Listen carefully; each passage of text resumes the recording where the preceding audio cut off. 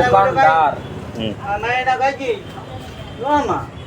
দোকানদার হওয়া সহজ, কিন্তু দোকানদার হওয়া খুব কঠিন। কেন?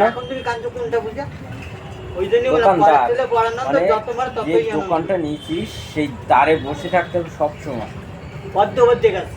তাকে বলে দোকানদার। তার মানে দরজা সবসময় বসে থাকবি যে কখন একটা কাস্টমার আসবে। নিজের ছেলেটা মরে গেছে সেই তোর দোকান ছেড়ে অন্য জায়গায় যাবি না, বিনা প্রয়োজনে দোকান বন্ধ করবি না। আমি এই যে কথাগুলো বলছি না, কথাগুলো এখনো আমার বেশি আছে। যখন আমার এই গ্যারেজটা নিয়ে কথার মধ্যে, নামের মধ্যেই অর্থ লুকিয়ে আছে, ওরা বুঝতে পারে। আমি যখন দোকানটা নিই, আমার বাড়ি, আমি তো বাড়ি এলাম, আমাকে বলেছিল যে ভাই তোমার তো এখানে কাজ হচ্ছে না, তুমি ওই পারে দেখো দোকান, ভালো দোকান পাও কেন। দোকান শুরু শুরু কিন্তু ভাড়া দিয়ে যাচ্ছে।